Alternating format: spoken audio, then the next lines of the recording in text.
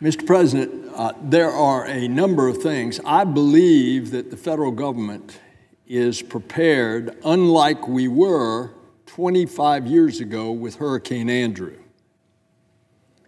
The federal government is certainly pre-positioning supplies, but look at the situation with regard to FEMA. FEMA is stretched, and of all things, FEMA runs out of money unless we act by tomorrow. And thus, I left Florida in the middle of the night to come back to make sure that it has my stamp of imprimatur on this legislation. And I'm very glad that the majority leader has agreed to double the amount, basically $7.5 billion for FEMA and another $7.5 billion for CDBGs, Community Development Block Grants, that both of which would be for natural disasters. And because of that, it gives the flexibility to FEMA that some of the money will be used in the case Irma hits Florida, but also the fact that Irma has already devastated our U.S. citizens, our fellow citizens in the Virgin Islands as well as Puerto Rico. And so this package is essential that we pass this legislation and pass it quickly, and especially pass it before tomorrow. Now, there are some needs that need to be called to the attention of FEMA. I have emailed yesterday to the administrator of FEMA, Brock Long. People are trying to get out, but they're stuck on the roads, and now they're running out of gasoline. If you look at the pictures on anything going north out of Florida, the roads are jammed. The interstates, the turnpike, they are jammed. The phenomenon that is occurring is people need gasoline and they're running out on the road, which is all the more chaos, or they're going to the gas stations and the gas stations are running out of gasoline.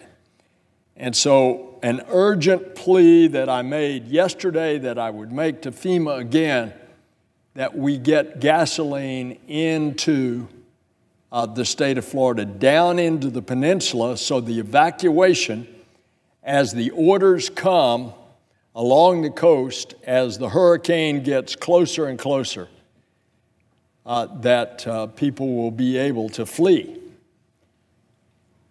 This is an unusual one. Usually you will see the tracks from the National Hurricane Center move around. Basically, the track of what is expected from the Hurricane Center, it has stayed fairly steady for the last 36 hours. We will get our next update at 11 o'clock this morning, but it hits South Florida, somewhere in the Miami area, and it will go right up the coast. And it'll go on up the coast of Georgia, South Carolina, and into North Carolina. That is a massive population along the eastern seaboard of the United States. And finally, Mr. President, I would say that as we consider this package, which I think we will pass, I want the Senate to be forewarned that this $15 billion package, this is only temporary. It will probably only take us through mid-October at the most. With the massive amount of requirements in Texas, and add to that at least that much, if not more, for the eastern seaboard, particularly with not only water damage, but wind damage that is being done, and the destruction of the residences and people being homeless. What we have seen in Texas, unfortunately, the terrible things that have happened there, that could almost be so overwhelmed by what could happen in Florida.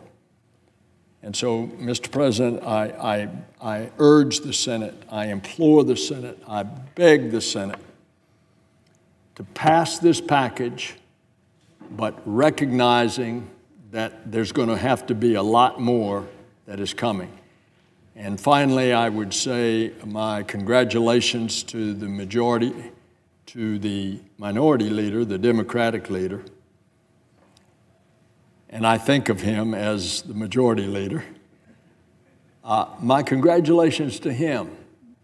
He is a consummate deal maker. And I say that in the best sense of the word, because absolutely that's what the American people want us to do. They want us to get together in a bipartisan way to get things done, to build bipartisan consensus to get results. And Senator Schumer, the Democratic leader, has done that, and he's done it with flying colors. Mr. President, I yield the floor.